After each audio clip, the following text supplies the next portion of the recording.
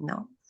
Porque ahorita estamos siguiendo a San Marcos, pero ¿y quién es San Marcos?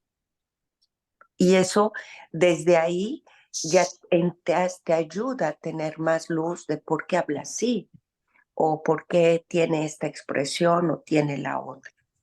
Pero se me ha hecho muy bonito lo que hemos estado escuchando, la acción, concretamente la acción de nuestro Señor o nuestro Señor en acción. En el Evangelio de San Marcos vamos a ver que nos vamos a acercar a 5 milagros que causan controversia. Recuérdate que es el Evangelio más corto que existe, específicamente en el de hoy. Nuestro Señor, dice el Evangelio, está en Carfanaún. Volvió a Carfanaún ayer, en donde se llevó a cabo este milagro con la suegra de Pedro, Carfanaún. El Señor ya está en el área de la Galilea. Y los que tuvimos la oportunidad, me ayudó a recordar ayer Juanita, aquí está la casa, hemos tenido la oportunidad de caminar por ahí, aquí está la casa de San Pedro y a unos pasitos están las ruinas de lo que correspondería la sinagoga, el templo. Por tanto, lo que dicen las escrituras, puedes verlo, de que es realmente una distancia muy corta entre uno y otro. Nuestro Señor comienza entonces en Cafarnaúm, ¿no? Y ahí es donde llama a sus 4 discípulos en el capítulo 1 y empieza a obrar milagros, sanando en la ciudad y va predicando. Ahora regresa a Cafarnaúm, por eso el área de Galilea es el área de mayor importancia en cuanto al ministerio de nuestro Señor. Y se desarrolla la mayor parte de su ministerio o todo su ministerio. Hasta ahorita, pues nada nos dice en dónde realmente vive nuestro Señor. ¿Será que vive con San Pedro y con Andrés, con sus familias, o tiene su propia casa cerca del área? Nada, si tú te das cuenta, hay una línea específica que diga dónde vive el Señor. De hecho, cuando le preguntan dónde vives, ¿te acuerdas? Da esa respuesta, los zorros tienen madriguera, pero el Hijo del Hombre no tiene ni dónde sentar la cabeza. Bien, sin embargo, es difícil imaginarlo en una casa. ¿Por qué? Porque lo vemos en acción todo el tiempo. Todo el tiempo está fuera. Dice el Evangelio de San Marcos en el versículo 2, hay una multitud de gente que se reúne frente a la casa tapando la puerta. Si tú te das cuenta, ayer había unas multitudes que le seguían, hoy otra multitud que le seguía, antier. Este término, San Marcos, nos presenta a un Señor rodeado de mucha gente, porque quiere que le responda ante los milagros. No precisamente convertirse en discípulos, son pasivos, ¿no?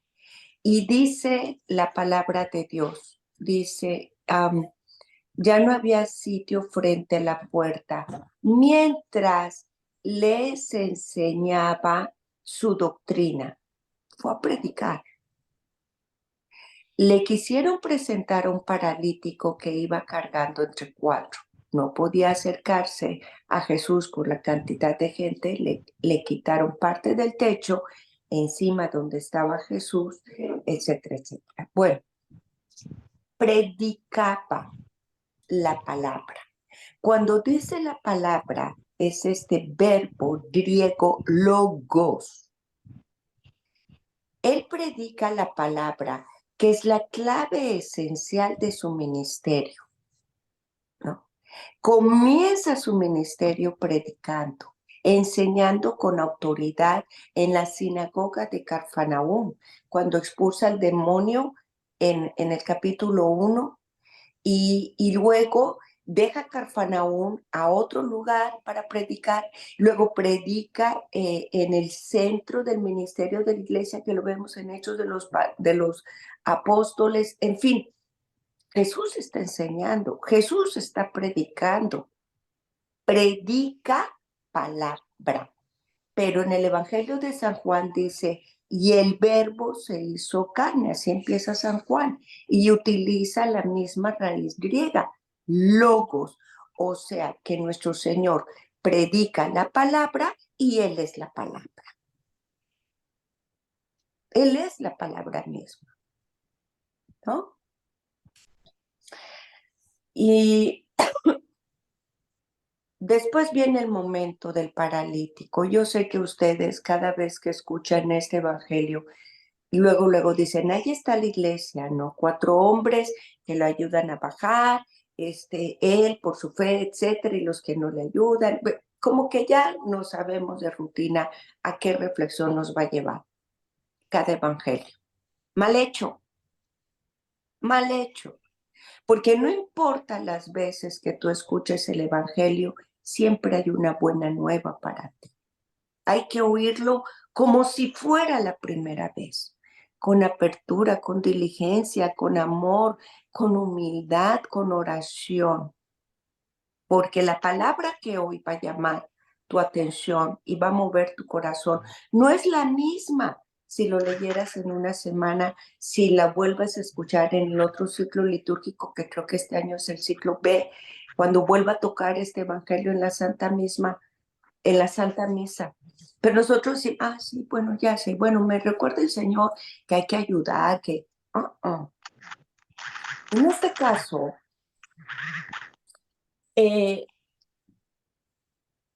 recordemos que no era raro para ellos que alguien de repente en las noches calurosas durmieran en el tejado. De hecho, en su cultura, en ese tiempo, no era raro encontrar una escalera afuera, porque es una escalera que les daba acceso al tejado. Cuando dice que suben al hombre paralítico por la escalera, ahí está la escalera, quiere decir que está la escalera afuera. Era una casa que tenía una escalera con acceso al tejado. Pero eso no es fácil. Aún así no es fácil. Hay algunas personas que dicen que probablemente reparar un tejado de barro y paja pudiera no ser tan difícil, porque ellos van a hacer un hueco, pero lo difícil es repararlo sin que permita que haya goteras. O sea, que para permitir que esta persona bajara o ayudarlo a bajar, iban a causar un daño a esa casa que no iba a ser tan efímero, tan trivial, tan superficial. Pero era más importante el paralítico, llevarlo hasta Cristo. Ahora, veamos al paralítico. Yo, perdón, pero tengo miedo a las alturas, ¿sí? Ahora imagínate a una persona que ponen en una camilla, que está en lo alto, que lo van a bajar. Yo no creo que ellos hayan hecho un hueco para que simplemente así como ahorita con la tecnología baje así acostadito, recto, directo frente a nuestro Señor. Seguramente fue mucha manipulación, mucho riesgo, no sé cómo pudieron haberlo bajado. ¿Cómo se sentiría el paralítico en medio de todo eso? ¿Cómo se sentiría? ¿Alguna vez alguien lo habría pensado? ¿Cómo me siento yo, paralítico?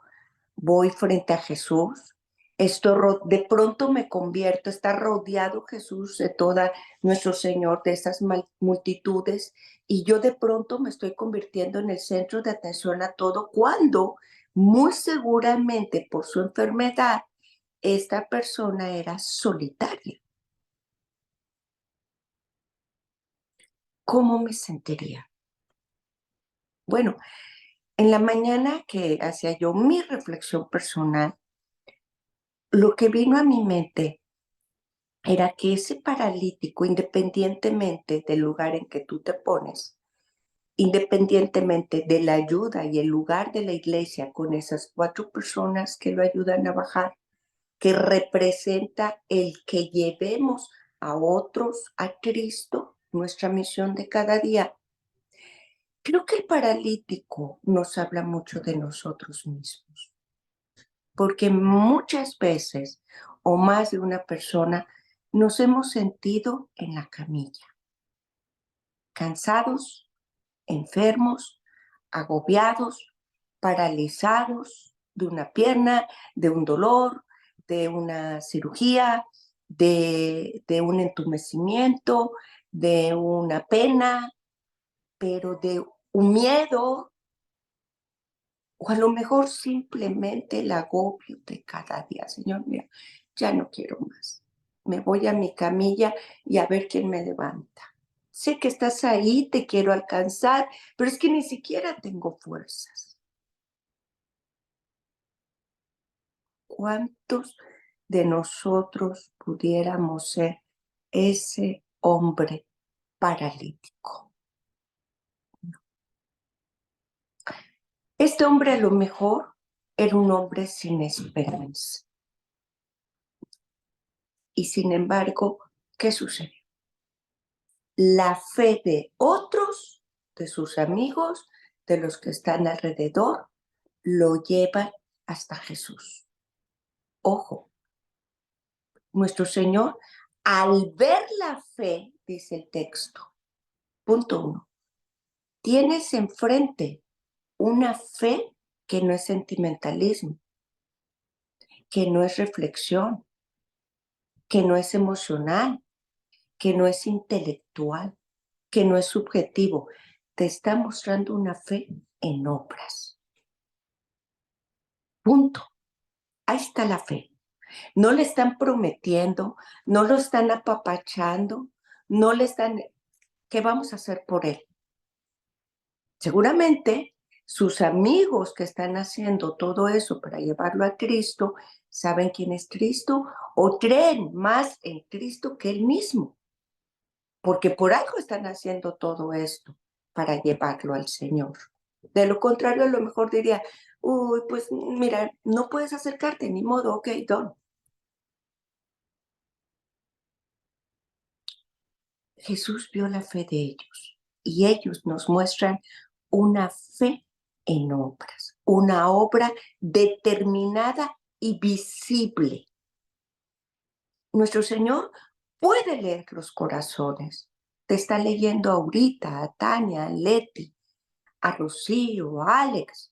Pero en este caso, nuestro Señor no tiene que leer ningún corazón, porque está frente a sus ojos la determinación de estos hombres. Pero no es el único pasaje donde nosotros recordamos que nuestro Señor se sorprende de la fe del pueblo.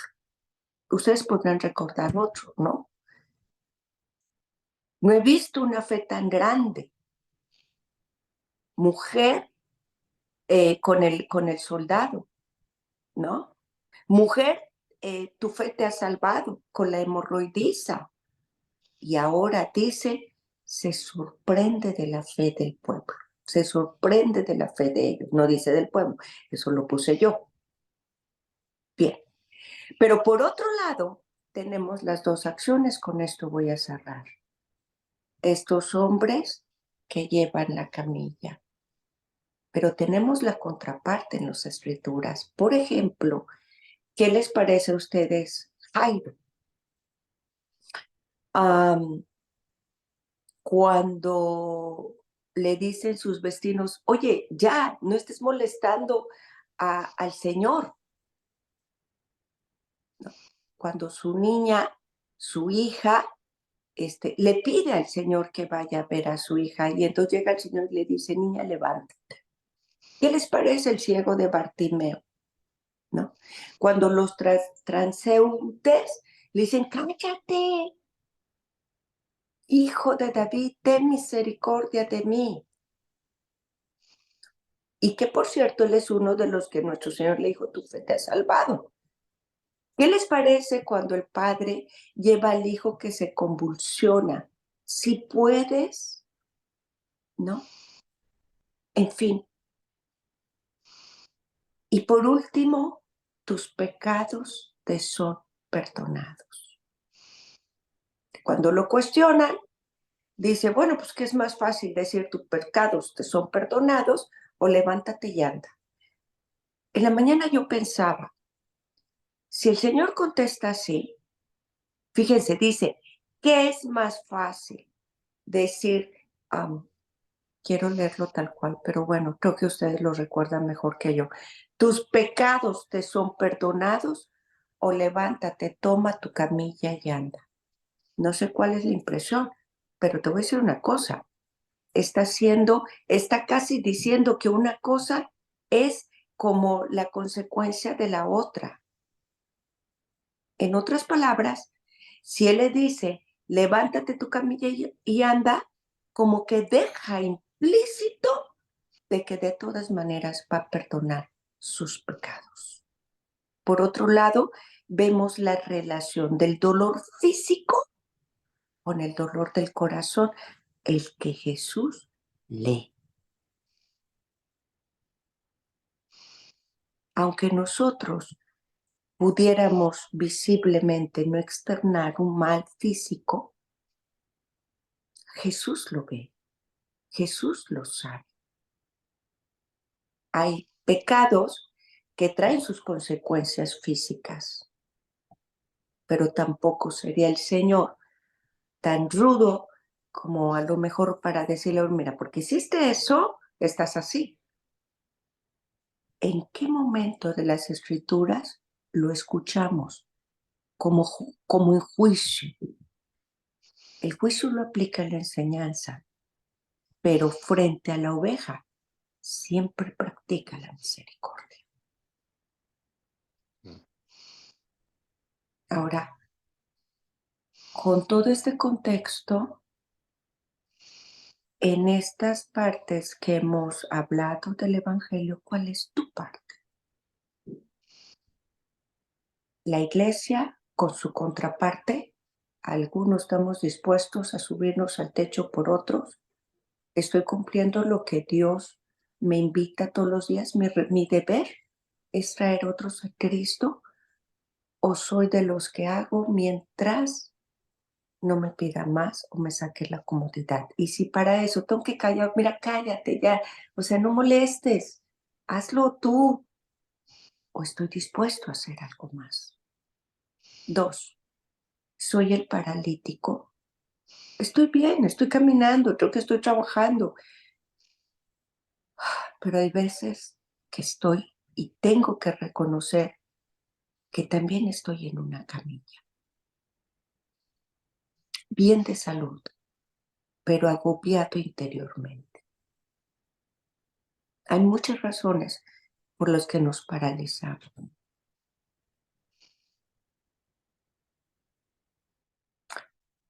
3,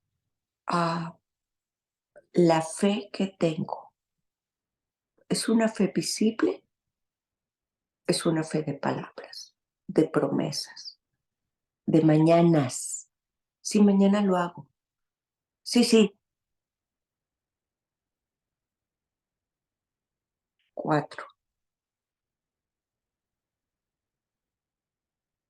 ¿a qué te llama Dios cuando habla de los pecados y del perdón y de la misericordia? ¿Qué atención has puesto no solo a tu vida moral, sino a recibirlo a Él para recuperar la salud de tu alma y de tu corazón?